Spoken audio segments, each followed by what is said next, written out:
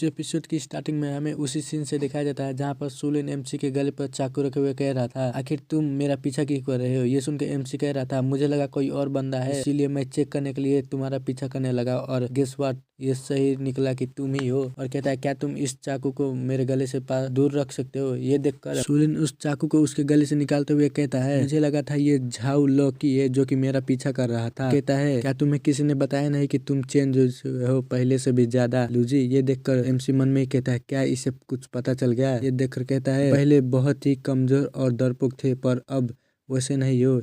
तभी हमें पीछे का सीन दिखाया जाता है जहाँ पर वो प्रिंसेस मन में ही सोच रही थी, इन दोनों को देखो ये लवर्स जो कि एक दूसरे के कंधे पर हाथ रख के बहुत ही क्लोज है। कहती है, ही मैंने फाइनली इन दोनों को पकड़ लिया, इन दोनों को और साथ में इन दोनों का फॉरबिडन लव। तभी हमें एमसी और सुलिन का सीन दिखाया जाता है जहाँ सुलिन कहता है, जो भी है तुम मुझे बताओ, आखिर तुम मेरा पीछा क्यों कर रहे थे। ये सुनकर एमसी कह रहा था, तो सिर्फ उस ओल्ड लेडी को खोज रहा था जो कि एल्केमी के सामान को बेचती है, मैं सिर्फ उसे खोजने की कोशिश कर रहा था। ये सुनकर सुलिन कहता है, तो ऐसी बात है, तुम उसी ओल्ड लेडी को खोज रहे हो ना जो कि स्मोकिंग करती है और साथ में एल्केमी की सामान को बेचती है, यही ना। और कहता है जो भी हो, लगता है हेवेंस भी यही चाहता है। और कहता है, तुम मेरा पीछा करो। और तभी सुलिन एक जगह पर जाके कहता है, ओल्ड डायन, क्या तुम वहाँ पर हो। मैं तुम्हें किसी बंदे से मिलाने के लिए ले आया हूँ जो कि मुझे पील बेचता है। और तभी सुलिन कहता है, सिट, क्या वो मुझे सुन नहीं रही है। लगता है ये विच मेरी बात नहीं सुनेगी, इसीलिए मुझे ही अंदर जाना पड़ेगा। तभी वो अंदर जाने लगता है, साथ में एमसी भी उसके पीछे जाने लगता है। और एमसी अंदर जाते हुए कह रहा था, ये जगह तो किसी एल्केमिस्ट शॉप से ज्यादा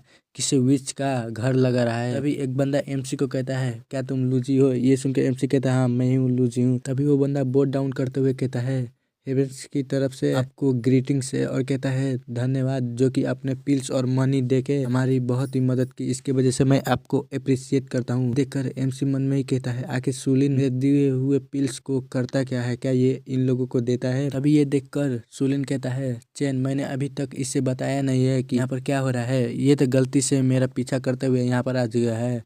ये देखकर चैन कहता है, ग्रेटिट्यूड तो ग्रेटिट्यूड होता है बड़े भाई, या फिर ये छोटा हो या फिर ये बड़ा काम के लिए हो। तभी चैन कहता है, मेरा ये कहने का ऐसा मतलब नहीं था। ये सुनकर सुलिन कहता है, कोई बात नहीं, अब ये सीक्रेट नहीं रहा, अभी ये आउटसाइडर को भी पता चल गया। और कहता है, ठीक है फिर तो वो स्पिरिट हर्ब्स बाहर ही रखे हुए हैं। अभी ये देखकर कहता है, तभी सुलिन कहता है, जिस बंदे से तुम अभी अभी मिले उसका नाम चेन है और जो बंदा यहाँ पर लेटा हुआ है उसका नाम झैंग है, और ये दोनों ही मेरे ब्रदर्स हैं। ये सुनकर एमसी उस बंदे के पास जाते हुए कहता है, इसके शरीर में खून महसूस ही नहीं कर सकता, यहाँ तक कि इसके शरीर में कीवाई भी नहीं महसूस कर पा रहा हूँ, आखिर इसके साथ हुआ क्या है। और कहता है, आखिर ब्रदर झैंग ऐसे क्यों है, इनके शरीर में एक भी कीवाई नहीं है। पीछे से एक आवाज आती है जो कहती है, क्योंकि इसे क्रीपर कर दिया गया है। कहती है, इसे सेक्ट वालों ने पनिशमेंट दिया है क्योंकि इसने अपने कंपेनियन बनने के लिए इनकार कर दिया किसी कल्टीवेटर के बच्चे के लिए। एमसी मन में ही कहता है, ये देखने से तो बहुत बुरी लग रही है, इनके शरीर एकदम कल्टीवेटर के जैसा है। कहता है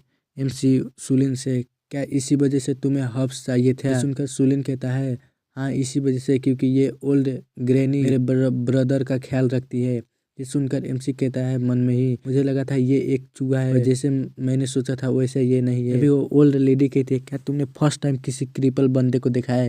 ये सुनकर एमसी कहता है, हाँ ये मेरा फर्स्ट टाइम मैंने किसी क्रिपल बंदे को देखा है। ये सुनकर वो ओल्ड ग्रैनी कहती है, ठीक है तो फिर ध्यान से देख लो, जो बंदा खुद को राइज करने की कोशिश करता है उस पावर के खिलाफ, उसका हाल ऐसा ही होता है। और कहती है इधर आओ, मुझे लगता है कि तुम सिर्फ इधर देखने के लिए तो नहीं आए हो। अभी सुलिन उस ग्रैनी के हाथ में पिल्स रखते हुए कहता है, ये वो पिल्स है जो कि मैंने आपको दिया है। अभी ग्रैनी उस पिल को देखते हुए कहती है, लगता है इसका रेसिपी स्टैंडर्ड नहीं है, इसमें छेड़खानी की गई है, क्योंकि ये पिल देखने से ही पता चल रहा है इसमें बहुत सारे इम्प्योरिटीज है और साथ ही में अननेसेसरी सामान भी इसके अंदर डाला गया है। और कहती है, लगता है वो ओल्ड मैन बहुत ही बेकार टीचर है। सुनकर एमसी मन कहता है, क्या तुम उस ओल्ड मैन को जानती हो। ये सुनकर वो ओल्ड ग्रैनी कहती है, हाँ मुझे तुम्हारे मास्टर के बारे में पता है, मुझे लगता है कि कोई भी ऐसा बेवकूफ नहीं होगा जो कि तुम्हें अपना डिसेबल बनाने की कोशिश करेगा। सुनकर एमसी मन में ही कहता है, देखने से लग नहीं रहे हैं कि ये कोई सेक्ट में रहती है। अभी एमसी कहता है, क्या आप किसी सेक्ट में नहीं रहती, कि मैंने सुना है जो एल्केमिस्ट सेक्ट में नहीं रहता है उसे बर्बाद कर दिया जाता है। ये सुनकर वो ग्रैनी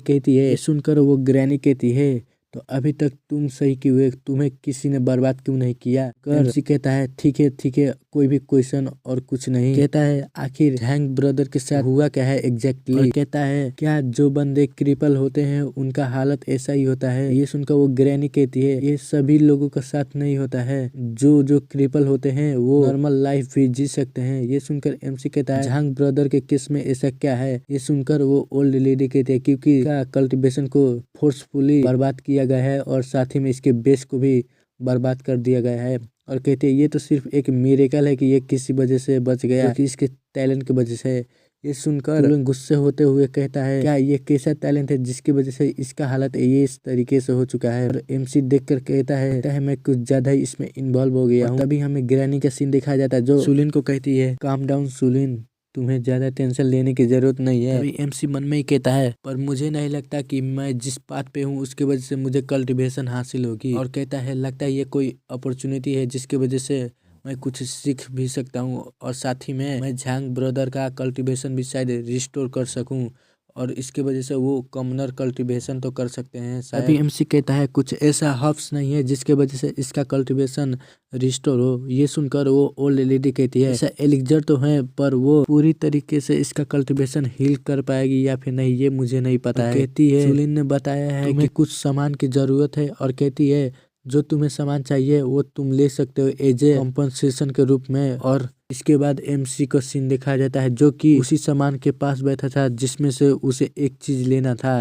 तभी एमसी सोच रहा था आखिर मुझे इन चीज में से लेना क्या चाहिए। तभी सुलिन वहां आते हुए कहता है हेवेंस की कसम जिस साल को मैंने सालों से छुपा कर रखा था जिस राज को उसे तुमने अचानक से ही खोल दिया। सुनकर एमसी कहता है मुझे माफ कर देना और कहता है शुक्रिया मुझे हेल्प करने के लिए जो मुझे चाहिए था।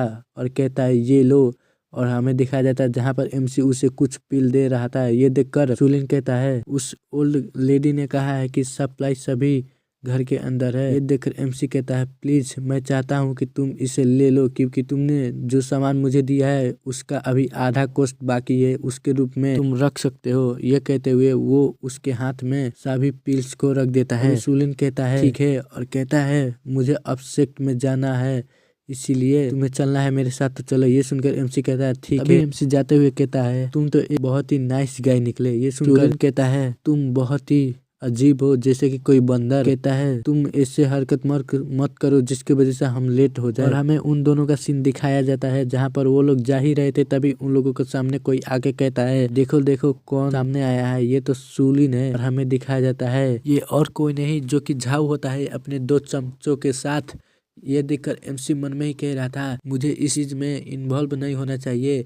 तभी हमें सुलिन का सीन दिखाया जाता है जो गुस्से होते हुए कहता है झाऊ और हमें झाऊ का सीन दिखाया जाता है। और इसी सीजन के साथ ये एपिसोड यहीं पे खत्म हो जाता है।